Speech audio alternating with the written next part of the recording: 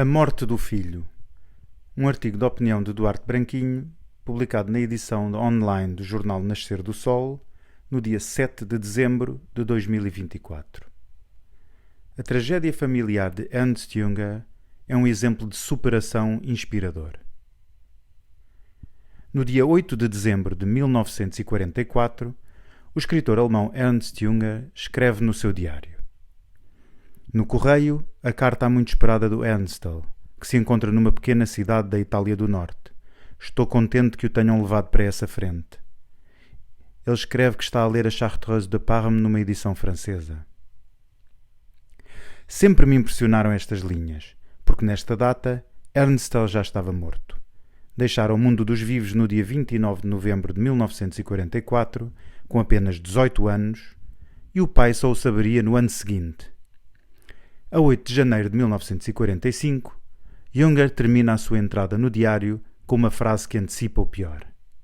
Continuo sem cartas do Ernstel. 3 dias depois, receberia a notícia e as entradas seguintes revelam o seu sofrimento. Há uma frase lapidar em que o sintetiza.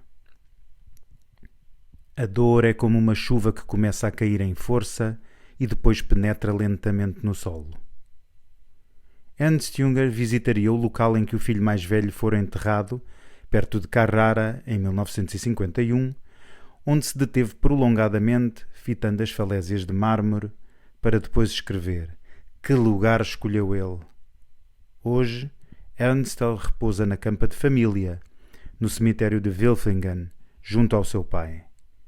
Foi exatamente com a notável obra Sobre as falésias de mármore, escrita e publicada em 1939, que entrei no mundo jungeriano, de onde nunca mais saí. As suas primeiras frases, que li adolescente na tradução feita por Rafael Gomes Felipe, têm um impacto que se prolonga no tempo e ganha cada vez mais sentido com a idade. Todos conheceis a intratável melancolia que se apodera de nós ao recordarmos tempos felizes. Estes, porém, pertencem irrevogavelmente ao passado, e deles nos separa a mais impiedosa das distâncias. Que lição de vida implacável! Quando o grande mestre das letras alemão completou 1 século de vida, foi entrevistado por Antonio Agnoli e Franco Volpi, que publicaram as conversas em 1997 com o título I Prossimi Titani, Os Próximos Titãs. Sobre a morte do filho, confessa: Parece-me ainda vê-lo quando íamos juntos passear pelo campo, falando de qualquer tipo de coisas, desde os problemas cotidianos até aos mais elevados da metafísica. Ele, tão jovem, dizia-me: a curiosidade pelas coisas do além é tão grande que quase não vejo a hora de morrer. Pese embora o sofrimento, Junger encarava a morte como o momento em que a vida passa a uma outra forma e afirmava, nessa entrevista, que a morte não é um fim, mas um recomeçar da vida. No entanto, ainda que considerasse que a vida depois da morte é como um continente inexplorado, quando questionado sobre se acreditava num além, deixou a dúvida. Gostaria de poder fazê-lo, mas com que instrumentos?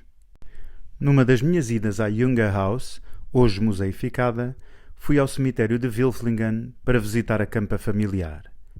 E o meu primeiro pensamento foi para a guerra fratricida que fez nascer um escritor e para a que, a seguir, ceifou a vida do seu filho. Mas ao sair, recordei uma imagem que qualquer pai grava na memória. Uma fotografia de Ernstel e Ernst Junger num momento de lazer em Maiorca, em 1931, onde ambos estão de roupão à beira-mar. Um instantâneo quase cinematográfico de celebração da relação entre pai e filho, tão melancólico como distante.